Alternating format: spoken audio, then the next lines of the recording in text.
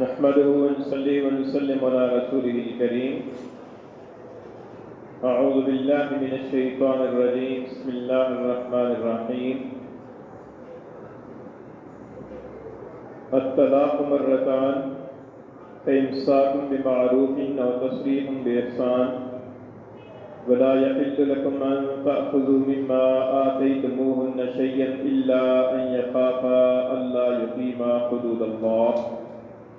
فإن خفتم ألا يقيما حدود الله فلا جناح عليهما فيما افتدت به تلك حدود الله فلا تعتدوها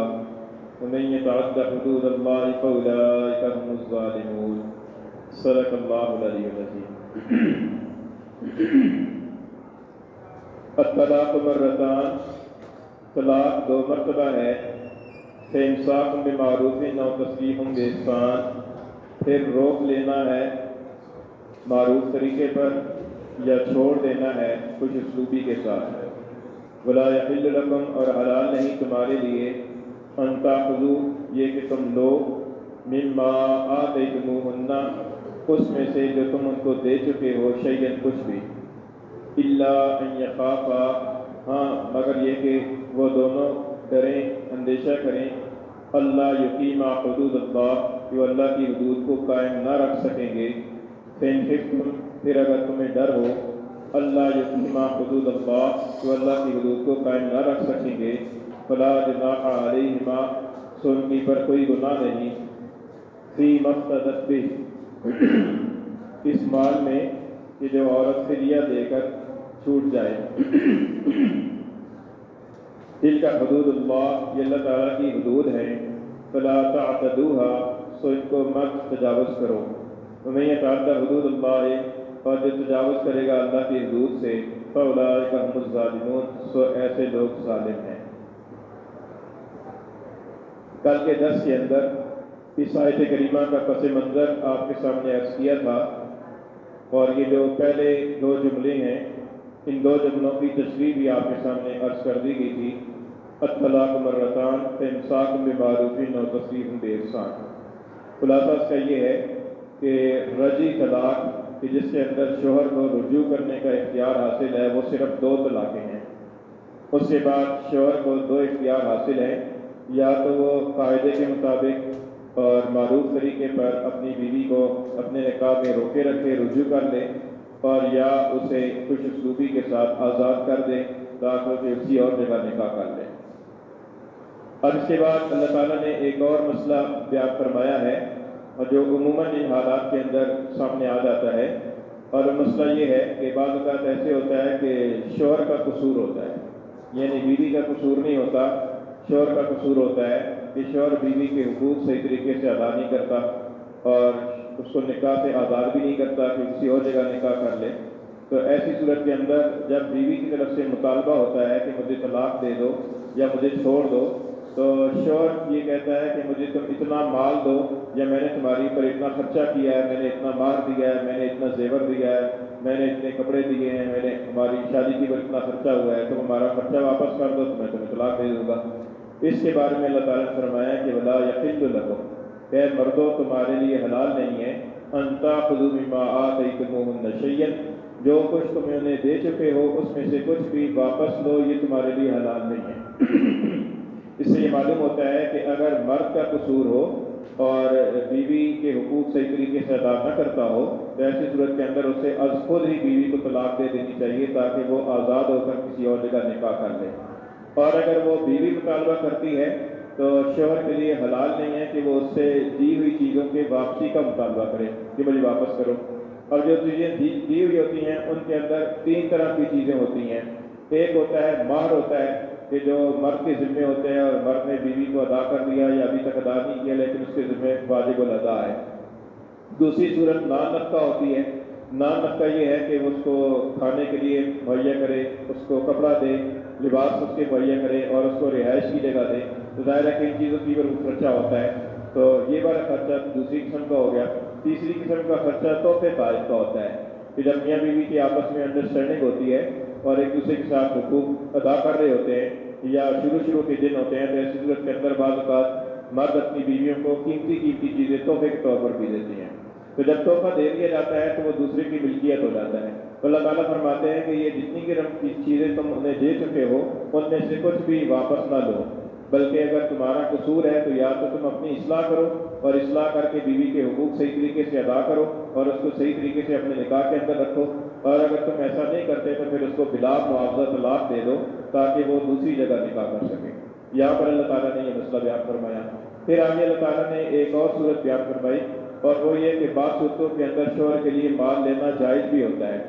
اور وہ صورت کیا ہے؟ فرمایا کہ الا ان یخافا اللہ یقیما حدود اللہ، ہاں جبکہ دونوں کو، میاں بیوی دونوں کو اس بات کا اندیشہ ہو کہ وہ اللہ کی حدود کو قائم نہ رکھ سکیں گے، یعنی ایک دوسرے کے حقوق ادا نہیں کر سکیں گے، اور آپس میں رہنا ان کے لیے ایک دوسرے کے لیے عذاب بن رہا ہو، اور بیوی کی طرف سے خلا کا مطالبہ ہو، تو ایسی صورت کے اندر وہ اس بات کی اجازت ہے کہ بیوی اپنی طرف سے کچھ مہر کا حصہ معاف کر کے، یا اگر وصول کر چکی ہے تو مہر واپس کر کے اور معاوضہ دے کر تو اپنے لیے کھلے کا فیصلہ کرا لے، تو یہ اس کے لیے جائز ہے. تو یہاں پر کھلے کے بارے میں فرمایا کہ اگر میاں بیوی دونوں کا قصور ہو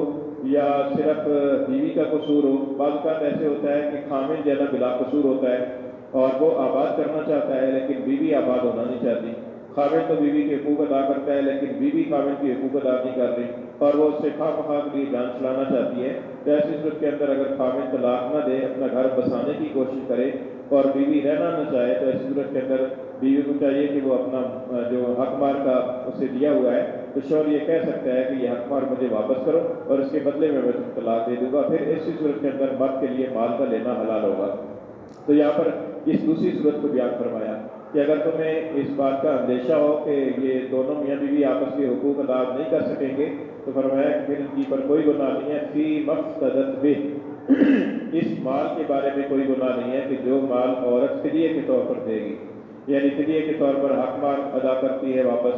یا حق مال معاف کرتی ہے، یا اپنے پاس سے کچھ مال لیتی ہے اور اس کے بدلے میں طلاق یا خلا لیتی ہے، تو پھر ایسی صورت کے اندر کوئی حرج والی بات نہیں ہے. اسی آیت کریمہ کے ان حصوں سے اہل علم حضرات نے خلا کے مسئلے کو بھی بیان فرمایا ہے. اور خلا کا مسئلہ یہ ہے کہ خلا ایک طرح کا معاملہ ہے، جیسے میاں خرید و فروخت کا ایک معاملہ ہوتا ہے کہ خریدنے والا اور بیچنے والا جس قیمت پر راضی ہو جائے تو خرید و فروخت کا سودا ہو جاتا ہے. اسی طریقے سے میاں بیوی بھی کسی مالی مقدار پر راضی ہو جائے، جتنی مال کی مقدار بیوی ادا کرے گی اور شوہر اس کے بدلے میں اسے کھلا دے دے گا، تو ایسی صورت کے اندر کھلا بھی ہو جاتا ہے. اور یہ کھلا کا معاملہ جو ہے یہ آیت کریمہ کے اس حصے سے اور احادیث سے رسول اللہ صلی اللہ علیہ وسلم کے ارشادات سے اہل حضرات نے بیان فرمایا ہے. ہمارے ہاں جو کھلا کا تصور ہے وہ یہ ہے کہ عورت عام طور پر عدالت کے اندر جاتی ہے اور عدالت کے ذریعے سے وہ کھلا لینے چاہتی ہے. تو شرعی اعتبار سے کھلا کے لیے عدالت میں جانا ضروری نہیں ہے. شرعی اعتبار سے میاں بیوی گھر بیٹھے بھی کھلے کا معاملہ کر سکتے ہیں اور خاندان والے بھی ان کے درمیان میں کھلا کا معاملہ کرا سکتے ہیں. اس کے لیے عدالت میں جانا کوئی ضروری نہیں ہے شرعی اعتبار سے. تو اگر میاں بیوی گھر میں یا ان کے خاندان والے مل کر ان کے درمیان میں کھلا کا معاملہ طے کرا دیتے ہیں اور کہتے ہیں کہ بیوی آپ کو اتنا مال دے گی اور آپ اس کو کھلا دے دیں یا طلاق دے دیں، تو ایسا کرنا بھی درست ہے. اور جو عدالت کی طرف سے یک طرفہ طور پر فیصلہ ہوتا ہے، اس میں دوسری بات یہ قابل لحاظ ہے کہ مرد کی رضامندی اس میں ضروری ہے. مرد کی منظوری کے بغیر اور مرد کی رضامندی کے بغیر عدالت کی طرف سے یک طرفہ جو کھلا کا فیصلہ ہو جاتا ہے تو اس سے شرعاً نکاح ختم نہیں ہوتا. اگرچہ قانوناً تو عورت حقدار ہو جاتی ہے کہ دوسری جگہ نکاح کر لے، اسے قانون کی گرفت نہیں ہوگی، لیکن وہ شرعاً دوسری جگہ نکاح نہیں کر سکتی جب تک کہ شوہر کی رضامندی اس کے اندر شامل نہ ہو یا شوہر اپنی مرضی کے ساتھ اسے طلاق نہ دے. تو یہ دوسری خرابی جو ہمارے ہاں پائی جاتی ہے، اس کی طرف بھی آگہی ہو گئی. پھر اس کے بعد اللہ تعالیٰ فرماتے ہیں کہ جن کا حدود اللہ، یہ اللہ تعالیٰ کی حدود ہیں. یہ میاں بیوی کے جو حقوق اللہ تعالیٰ نے مقرر فرمائے ہیں، تو فرمایا کہ اللہ تعالیٰ کی حدود ہیں، فلا تعتدوها، لہٰذا ان حدود کو سے تجاوز نہ کرو. نہ بیوی اپنے شوہر کے حقوق ادا کرنے کے اندر کوتاہی کرے اور نہ شوہر جو ہے نہ بیوی کے حقوق ادا کرنے میں کوتاہی کرے، تاکہ دونوں جو ہے اللہ تعالیٰ کی حدود پر قائم رہیں. اور میں یہ تعدد حدود اللہ فرمایا کہ جو بھی اللہ کی حدود سے تجاوز کرے گا، یہ عام ہے، کوئی بھی اللہ کی حدود سے تجاوز کرے، چاہے وہ شوہر ہو تجاوز کرنے والا، چاہے وہ بیوی ہو تجاوز کرنے والی، یا کوئی بھی عام آدمی کسی اور مسئلے کے اندر اللہ کی حدود سے تجاوز کرے گا تو اولئک هم الظالمون. فرمایا کہ ایسے لوگ ظالم ہیں. اور بعض اوقات یہ دوسرے پر بھی ظلم کرتے ہیں، جیسے میاں بیوی کے حقوق ادا نہیں کرتا تو بیوی پر ظلم کر رہا ہے، بیوی میاں کے حقوق ادا نہیں کرتی تو بیوی ظلم کر رہی ہے، اور بعض اوقات یہ اپنے جان کی پر ظلم کرنے والے ہوتے ہیں، یعنی کوئی آدمی اللہ تعالیٰ کی نافرمانی کرتا ہے، کسی کا حق ضائع نہیں کرتا، لیکن وہ اپنی جان پر ظلم کر رہا ہوتا ہے۔ تو فرمایا کہ طلاق مرتان، طلاق 2 مرتبہ ہے، فامساک بمعروف اور تسریح باحسان، پھر اس کے بعد روک لینا ہے معروف طریقے پر، رواج کے طریقے پر، اور تسریح باحسان یا چھوڑ دینا ہے خوش اسلوبی کے ساتھ۔ ولا یحل لکم، اور حلال نہیں تمہارے لیے، ان تاخذوا، یہ کہ تم لو، مما آتیتموہن شیئا، اس میں سے جو تم انہیں دے چکے ہو کچھ بھی، الا ان یخافا الا یقیما حدود اللہ، ہاں مگر جب یہ کہ دونوں خوف کریں، اندیشہ کریں کہ وہ اللہ کی حدود پر قائم نہ رہ سکیں گے، فإن خفتم، پھر اگر انہیں اندیشہ ہو تمہیں، اللہ یقیما حدود اللہ، کہ وہ اللہ کی حدود پر قائم نہ رہ سکیں گے، فلا جناح علیہما، تو ان پر کوئی گناہ نہیں، فی مفتدت بہ، اس مال میں کے بارے میں کہ جو عورت فدیے کے طور پر دے۔ تلک حدود اللہ، یہ اللہ تعالیٰ کی حدود ہے، فلا تعتدوها، تو ان سے تجاوز نہ کرو، من یتعد حدود اللہ، اور جو آدمی اللہ کی حدود سے تجاوز کرے، فإن اللہ، فاولئک هم الظالمون، سو بے شک یہی لوگ ظلم کرنے والے ہیں۔ الحمدللہ رب العالمین۔